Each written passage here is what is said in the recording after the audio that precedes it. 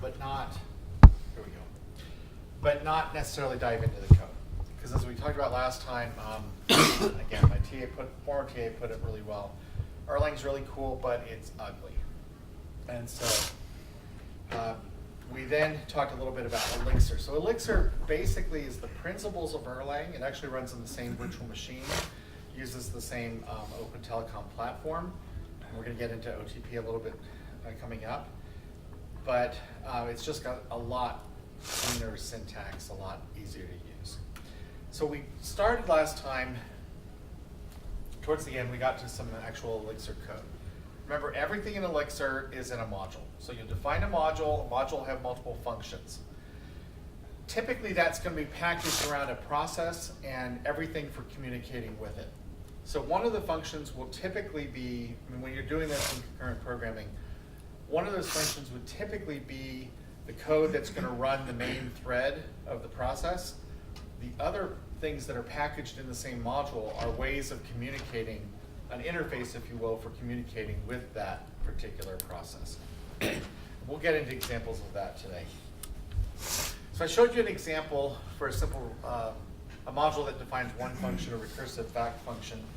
You'll notice there's what appear to be two different definitions. They're really just two different, so it's the same function, but with different parameters. And so if you, if you call fact with 0, it will match this first one and return 1.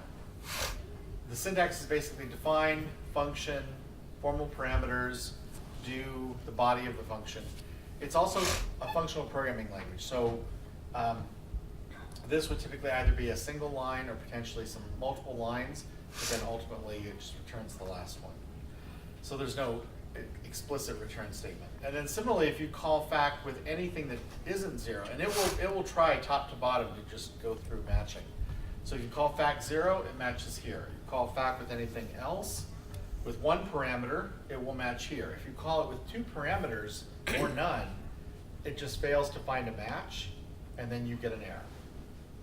Yeah? So because you said it goes top to bottom, we put that top line afterwards? It would Yes. be infinite. Right, so what would happen is if we put this first, this would, it would match, 0 is a perfectly good value for n, and it would match this and execute it. And like you said, it would run forever. So there is definitely a reliance on, and you'll see this in some of the examples, on things being searched for or matched in order. Now I'll show you coming up the ability to put some other restrictions here on n. So you can actually do something like define fact n when n is greater than 0, do. And so it will actually match that if you called fact with anything greater than 0. And notice if you did that, then fact 0 would execute this. Anything greater than 0 would do this. Anything less than 0 would actually not have a match. There would just be no corresponding call to match to. What do those two things do? Back 0 to 1. What does that say? Oh, this basically says if you call fact with 0, return 1. And if you call fact with anything else n, return n times fact of n minus 1. So together it's a recursive factorial function. So this is like a, I forget what the name of it is, where you have like a function with the same name, but the type of parameter determines which function. Yeah, and that's called overloading, and we'll talk about it with polymorphism coming up. The definition, by the way, of polymorphism is much broader than what you've seen in the object-oriented context. We'll talk about that with type systems. Think of it rather, yeah, you could think of it as being kind of overloaded that way, but you can even have different numbers of parameters. You can put restrictions on what the values are. So it's much more than match based on what the type of the parameter is. You can actually match based on what the actual parameter is. Okay. The def module, that's saying. That's just define a module. So remember I said all Elixir code lives in a module. And so this defines a module called recurse that has the following functions. And you're saying if you switch the order of those two, fact 0 and fact n, Right. then it's gonna run forever. Yeah, because in this case, if I call fact 0, it would find this one first. If I reordered the two, it would find this one first, and 0 is a perfectly good match for n. So think of it as going through matching. It's a bit like Prolog, in the sense of it's trying to find a rule, or in this case a function, that matches the parameters being passed in terms of the number of parameters and the values of the parameters, and we'll see some other restrictions you can place on it. Yeah. Oh, I was just gonna say, so the do and the end are just basically like curly braces in other Exactly. languages. Okay. Exactly. So it's always going to be define, function, formals, do, body of the function, end. Okay. All right, so remember I said this uses pattern matching. So the idea is you're trying to match to some defined function that matches the parameters that you're passing. So in this case, and I mentioned this just briefly last time at the very end. So you can actually use an underscore. So I could write a function that ignores a particular parameter. But I could also have a function that maybe does something else with that parameter. So another variant of the function. So you can actually put an underscore as a parameter, and it will just ignore it. Or maybe you'll do something like this function takes a tuple, and we'll see this in some examples. This function takes a tuple, the first part of which I want to call x, and the rest, or the second one, I don't care about. Okay, so you can use an underscore for I don't care. Square brackets is a list. Square brackets x, y, z is a list with exactly 3 elements, x, y, z. So if I wrote a function whose for the formal parameter here, if I put list x, y, z, you'd have to call that, or at least to match to that one. It would match if you pass a 3-element function, sorry, a 3-element list, and then x would be assigned to the first thing, y would be assigned to the second thing, z assigned to the third. Also, it uses the same sort of head-tail notation that you saw coming out of Prolog, but you can put multiple things here. So this case would be a 3 or more element list, where the first thing will match to x, the second thing will match to y, the third to z, and everything else in the rest of the list, which could be empty or not, would go in the variable tail. Okay, so you'll see this as we go through it. This pattern matching is really important. A lot of languages these days are actually going this kind of direction.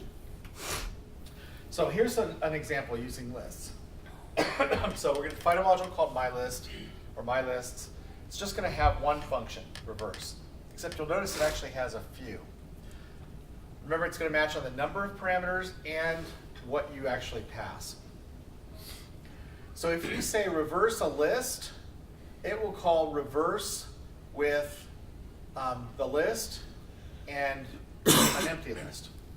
So first off, let me just explain how you can reverse the list recursively. Just use an accumulator variable, and just simply at each level of the recursion, take the head of your current list and prepend it to the front of the accumulator variable. So, sorry, an auxiliary parameter that just acts as something that's accumulating the answer. So what's going to happen is, as it recurses, the list you're trying to recurse will get smaller and smaller, and the list that the reversed list so far will get bigger and bigger and bigger. Okay. So let's look at these. These actually code this. So if you ask me to reverse, notice this would match a list where the first thing in the list will go into H and the rest will go into T, head and tail. So if you ask me to reverse a list with head H and tail T, and some list that's already built up the reversed list so far, then I'm just going to reverse the tail, or I'm going to recurse and reverse the tail with the head prepended to the list so far. Okay, so it's just simply, as it recurses, it's shifting one from the head of one to the head of one to the head of the other. head of the other, but remember, it's doing it as it's recursing back out. Okay, so that's why it's really going to be taking from the end of one and prepending it on. Anyway, not to spend too much time on the recursive processing of the list, but the main thing is, so this is a recursive reverse. At some point, you'll ask if this list, this tail will become empty. At that point, it matches this. So if you ask me to reverse an empty list with an already built up reversed list L, just return L. So this is a common way of doing accumulator variables in recursion. Yeah. Okay, so the only time you actually have to use the brackets for defining the list variable is when you actually want to split up the head and tail. Yes, otherwise if I just put a variable name, that variable name would match that list. Okay. Or if you specifically want to match it with them. Right, or if I want to match it with empty.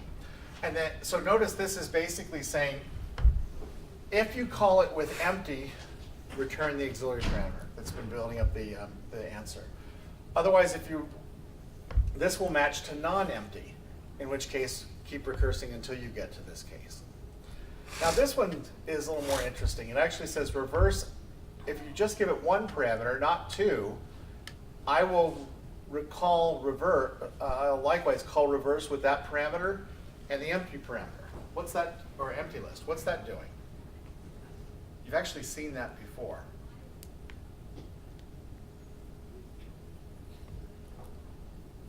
It's just kind of like the helper function that initializes the recursion. Exactly. So you remember when we did auxiliary parameters?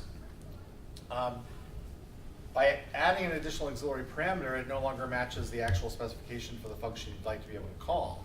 So you would put a wrapper around it that does nothing but handing it off to the actual recursive workhorse and initializes the auxiliary parameter. And this is how you do it. So all three are actually, so someone could call reverse with one parameter, or they could actually call either of these directly.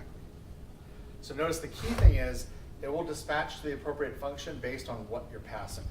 Pass one thing, two things where the first thing's non-empty, or two things where the first thing is empty. All right, so here's another example. Suppose I wanted to write something that could convert between centimeters and inches. A couple things in Elixir. Colon something is a symbol. So in that sense, it's like Julia in that way.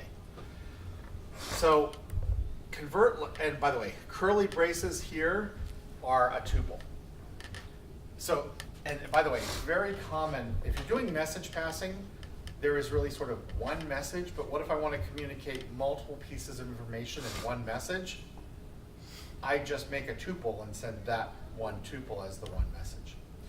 So in this case, I mean, it's a common idiom in this. So if I call convert length, and so suppose you call convert length and you pass a tuple that contains centimeter and some length in centimeters, it will return you a tuple that says, oh, it's in inches, it is this.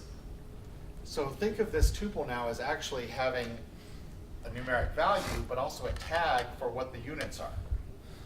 And so this will convert something in centimeters to something in inches. If you similarly pass it a tuple with something that's in inches, it will convert it to centimeters. If you pass it something and you put colon meter, there's no match. Okay? Unless you actually want to add that in and convert it to centimeters, for example.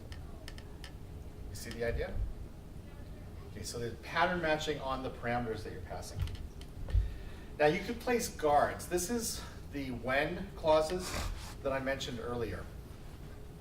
So you could do the following. Suppose I wanted to find the maximum thing in a list. If you think about how you do it coding in an imperative language, you're typically going to you'll simply iterate through the list, have some additional parameter that's the biggest thing you've seen so far, and if you find something bigger than the biggest thing you've seen so far, it becomes the biggest thing, right? You've all coded something like that, I'm sure.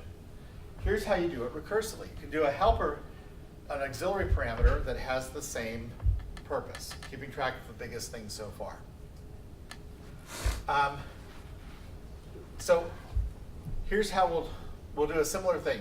If you pass one list, I'm actually going to call the same function with a value in a list. So the form of this is going to be the list to find the maximum of, and then an auxiliary parameter that's the biggest thing so far.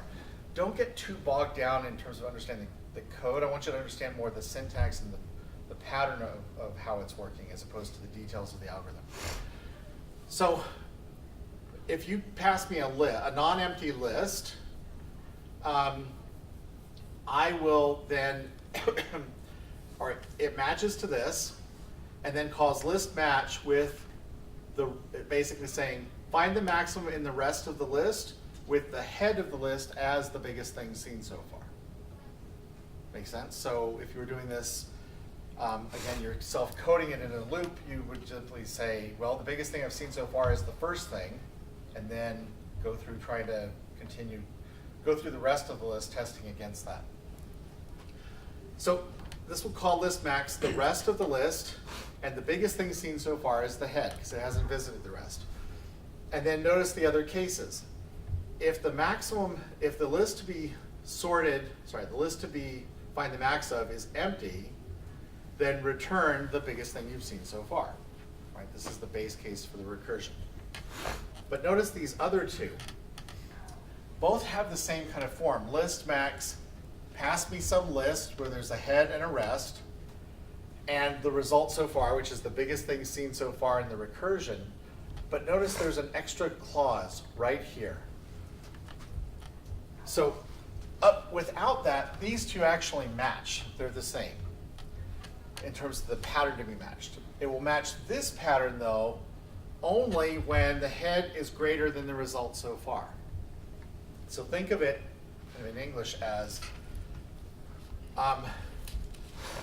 finding the max in this list, given that this is the result so far is the biggest thing I've seen so far. If you make that call and the head is bigger than the result so far, I'll recursively call list max with rest, and the head is now the new biggest thing I've seen so far.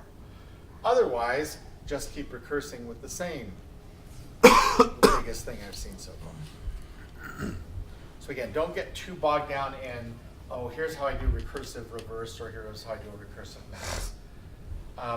The point is, it's a functional programming language. It's going to use recursion, but it relies on pattern matching and guards here. So guards are the form when some condition is met. And by the way, those can be multiple things ANDed together. So its actual dispatching to particular functions is much richer than just by type. Okay?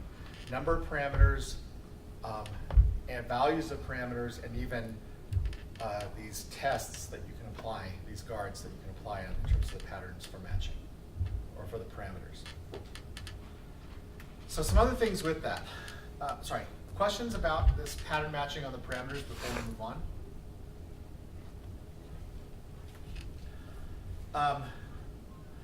Think of this less as I have a single function and it has a single type signature. Just think of it as when the user makes what looks like a function call, I'm going to find something that matches to what they're saying. So if they say list max with one thing that's a list, I'll match this. If they pass two things, I'll match one of these.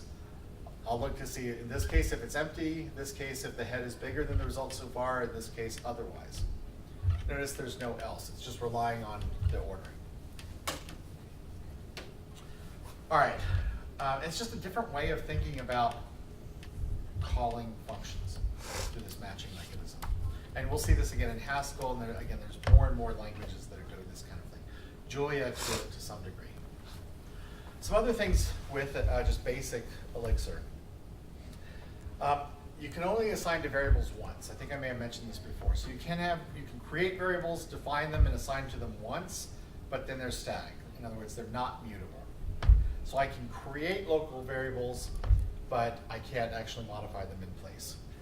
Remember, part of the idea is if this is running concurrently, you're trying to avoid mutation as much as possible and do the rest through either recursion where you're passing parameters between functions or you're passing messages between threads. Triple equals means check if equal to, so be careful it's not double equals, it's triple.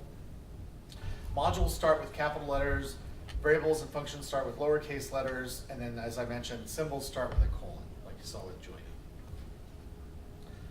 It also has a form of list comprehension. So it has it has anonymous functions, it has higher order functions, it's got map, fold, filter, all those kinds of things. It also has list comprehension. It's a little bit different than some of what you've seen before. Remember, the idea of list comprehension is take the elements of some list and do something to them. Require that they match some criteria, return something else based on them. We've seen this in other languages so far. For this, it uses the word for and do, so it looks like it's imperative. It's not. Okay, notice this note here. It's not the same way you used to think of a for loop. So the way you would do list comprehension is for n. So think of this as for all n that are elements of this list, return a corresponding list. So in other words, internally it's going to iterate, but it's not externally iterating through some code. Return a list that is each of those elements multiplied by 2. So this would return, if I say for n in the list 1, 2, 3, 4, return 2n, it actually returns the list 2, 4, 6, 8.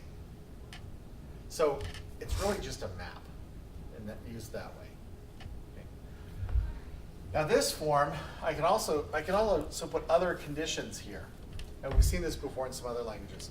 So I can say for n being an element of this list, such, think of this as and or such that n is less than 5, do n times n, or n squared. And so this gives 1, 4, 9, 16. So think of this as a filter followed by a map. Mathematically, this would think of it as the set of all n squared such that n is an element of this list and n is less than 5. If you want to think of it sort of that set kind of a notation from 236. Questions on this? So this is probably one of the easiest ways to try to process lists. All right, so some other examples just for sort of basic before we get into the concurrency. But I really want to try to get to some of the concurrency today. So I can use this matching to write something like quicksort. So we've seen quicksort before in Prolog. You've written it before in other languages. I'm going to define 2 flavors. Basically, if you ask me to quicksort an empty list, the result is an empty list. Okay, that part's obvious. But that's also going to be the base for the divide and conquer recursion that you're used to seeing in quicksort. So now I can actually use the list comprehension to pick out all the elements that are smaller, all the things that are bigger than the pivot, and then recurse on the appropriate lists. So if you ask me to quicksort some other list, I'm going to just naively use the first thing as the pivot. You guys know there's algorithmic issues potentially with that. But I'll use the first thing as a pivot and quicksort the rest. So smaller is all the for all n that are part of rest, and n is less than the pivot, just return n. So that returns the list of all elements that are smaller than the pivot. Larger is the same thing except right here. It will return or larger will be the list of everything greater than or equal to the pivot. And then the result, the last line, so you can have multiple lines, each of which have side effects in the sense, not mutating, but defining local variables. And then the result is quicksort the smaller list. This is list concatenation. Concatenate that with the list containing only the pivot. Concatenate that with the result of quicksorting the larger list. So you're basically just using 2, in essence, filters. You're saying, get me the list of everything that's smaller than the pivot, everything that's larger than the pivot. The result is recurse on the smaller, recurse on the larger, and put them all back together with the pivot in the middle.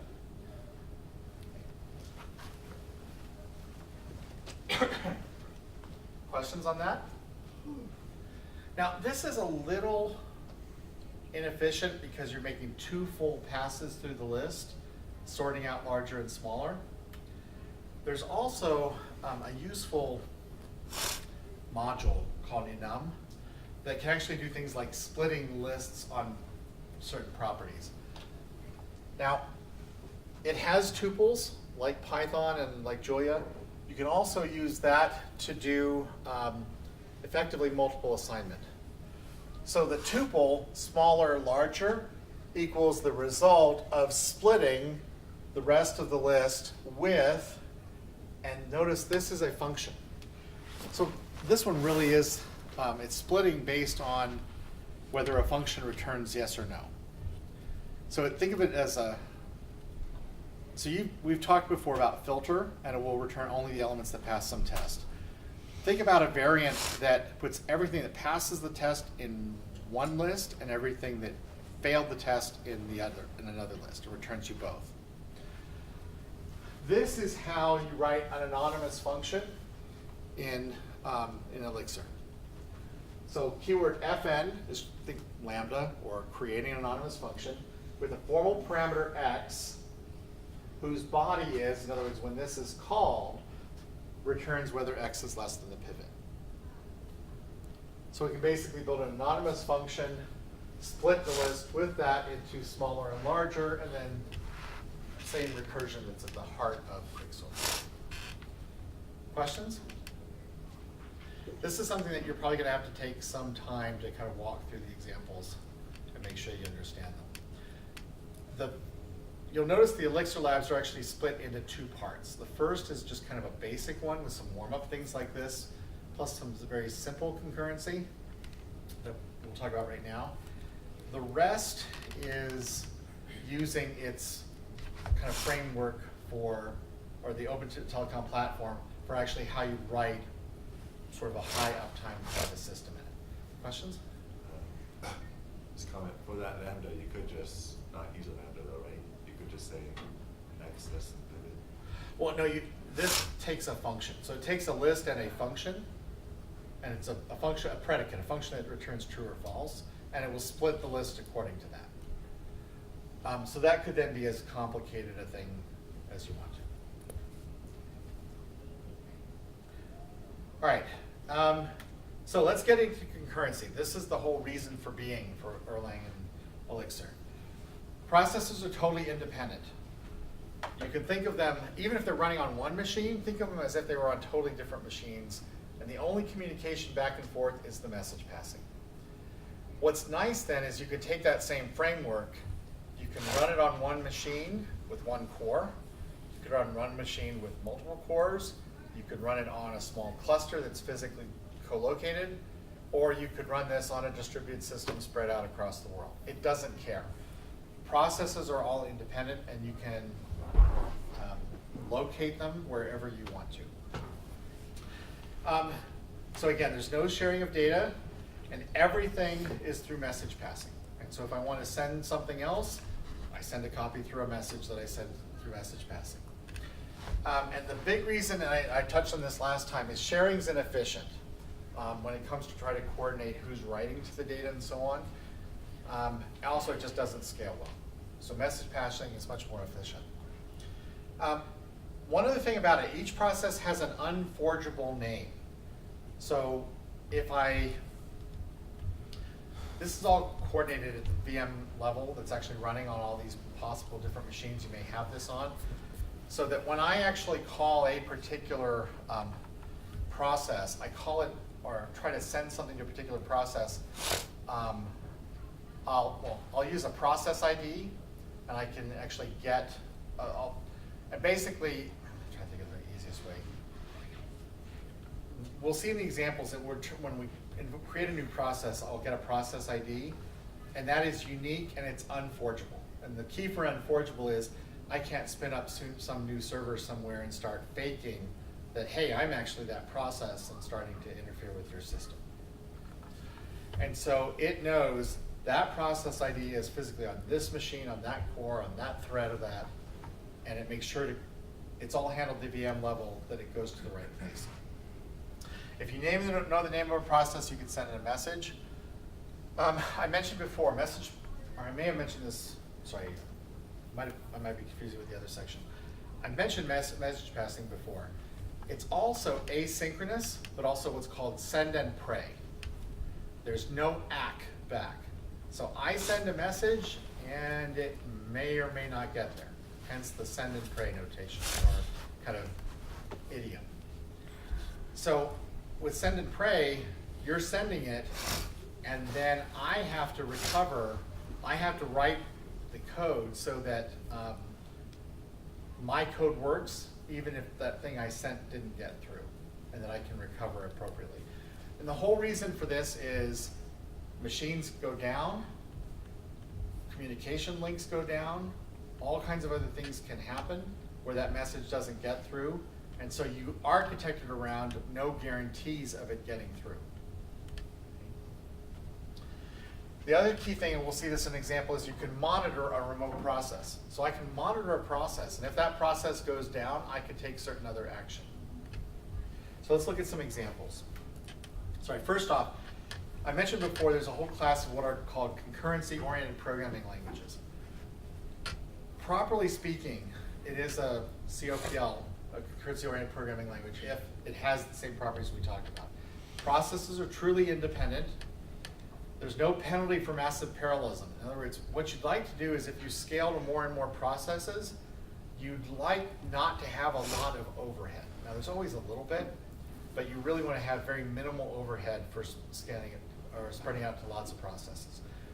There are many situations in parallel programming where I take the same process, I split it out to 10 different things, and it runs almost 10 times faster. I spread it out to 100 things, and it runs maybe about 30 times faster.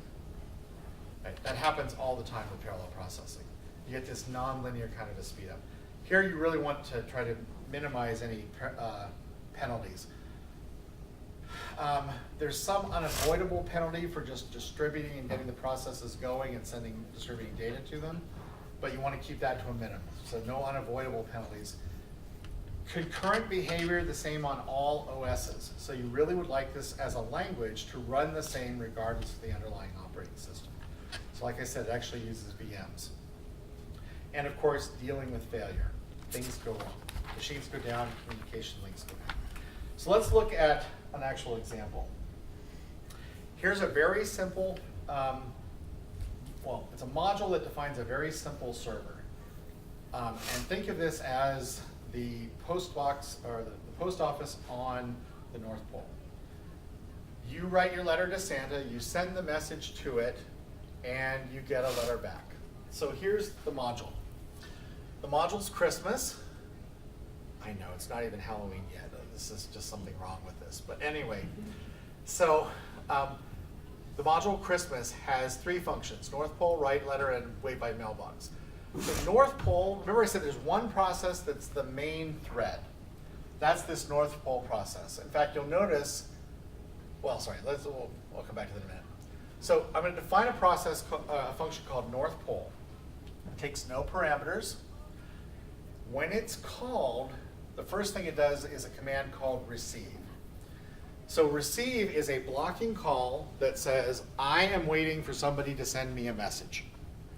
And I will sit there on that receive statement until I get a message.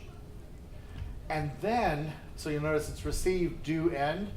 Everything between the do and end is the handler for that message. And I can actually set it up, and we'll look at an example in a minute. I could set it up and actually say I'm expecting different types of messages, and it will dispatch to different things. So I can actually set up multiple handlers for different types of messages. So it goes into a wait state saying, I'm going to wait until I get a message. Right? And when I receive a message, I'll do the following. So this syntax basically says, remember I said that you'll get one message, but that message could be made of multiple pieces in a tuple. So what this is saying then is, if I get this message, do this code. And there can be multiple ones of this using the same kind of pattern matching. So if I receive a message that's made up of a message and a process ID. So when you receive a message, you get two pieces of information. One is, what's the message and who do I get it from? Or who did I get it from? Okay, the message itself, though, can contain, sorry, I take that back. You get one message. A common protocol is to send you all of my data that I want to communicate to you in that message, and also include my my own process ID. So the sender is responsible for including its process ID in the message it's sending. Think of this as the stamped return address envelope, okay? Where it can now, that the process can communicate back. So if I receive a message that contains some content and from some, and the process ID of the sender, I will send to that process ID this message.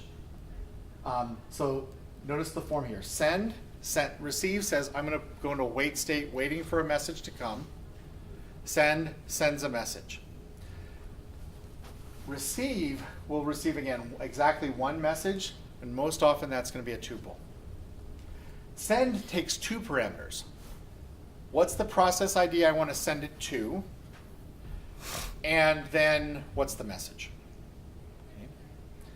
So in this case, Santa, or one of Santa's elves who's been delegated this job, regardless of what your message is and it says what you're asking for, says, I Amazon primed it for you, Santa.